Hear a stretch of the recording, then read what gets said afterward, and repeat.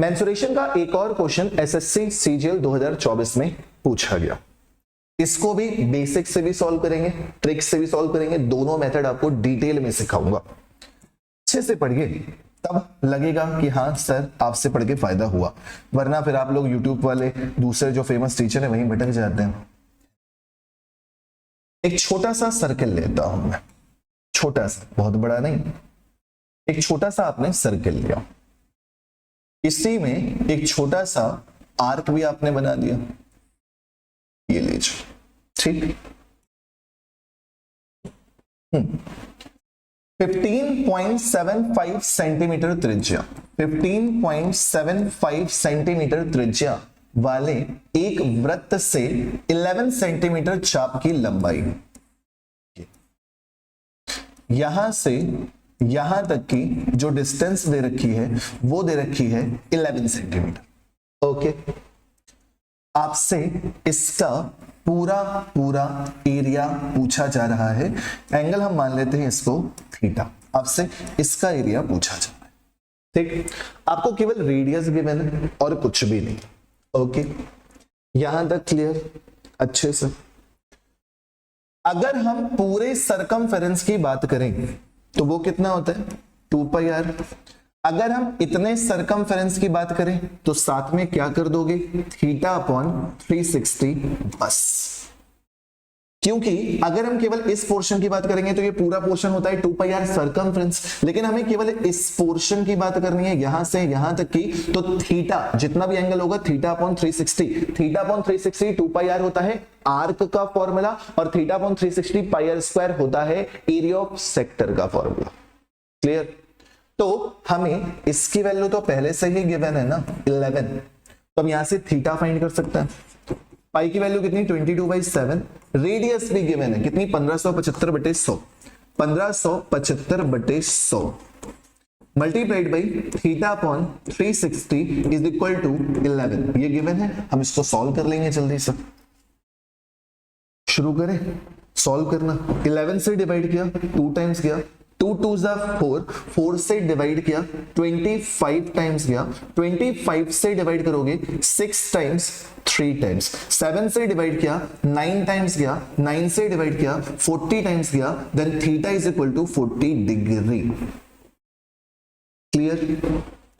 Theta की value पता चल गई, त्रिज्यखंड के जो कोण बन रहा है उसकी वैल्यू पता चल चुकी है, theta is equal to 40 degree. Now आपसे पूछा क्या जा रहा है, आपसे पूछा जा रहा है त्रिज्यखंड का क्षेत्रफल, जिसका फॉर्मूला क्या होता है theta upon 360 pi r square. Theta की वैल्यू 40 अपॉन 360, पाई की value 22/7, radius is 1575 divided by 100। But बिल्कुल बेसिक वाला मेथड अभी बता रहा हूं, शॉर्टकट भी बताऊंगा, टेंशन नॉट, अभी कॉन्सेप्ट क्लियर करा रहा हूं, ठीक। कैंसिल करके आंसर दिखा दो, 40 से डिवाइड कर दिया डायरेक्टली कितनी बार 9 बार, और कुछ नहीं, ठीक। 25 से डिवाइड किया 63, 25 से डिवाइड किया 4 टाइम्स, 9 7 जा 63, 63 कैंसिल आउट, और कुछ नहीं, और कुछ भी नहीं।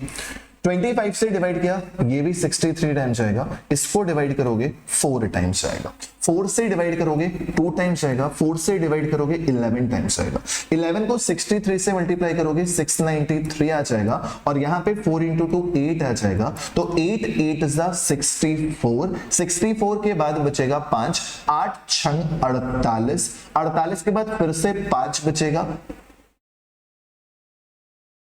8 8 64, 5 बचा 53 हो गया, 8 6 48 फिर से 5 बचेगा, 8 6 48 2 बचेगा, 8 2 16, 8 5 40, 86.625 आपका 100% आंसर है। बिल्कुल बेसिक से सॉल्व कराया है। क्लियर? सर जल्दी कैसे कर सकते थे इतने बड़े क्वेश्चन को, इतने बड़े क्वेश्चन को जल्दी कैसे कर सकते थे?